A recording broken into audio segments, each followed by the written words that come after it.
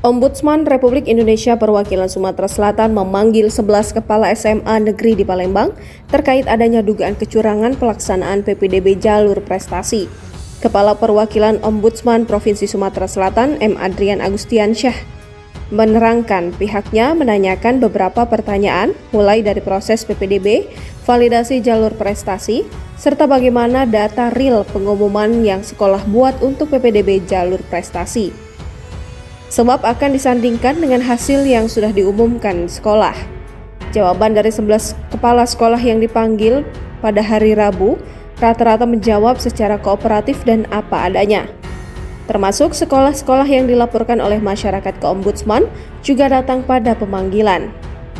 Oleh karenanya, Ombudsman Sumsel belum bisa menyimpulkan di mana letak kesalahan dan siapa pihak yang bertanggung jawab atas adanya dugaan kecurangan PPDB SMA di jalur prestasi.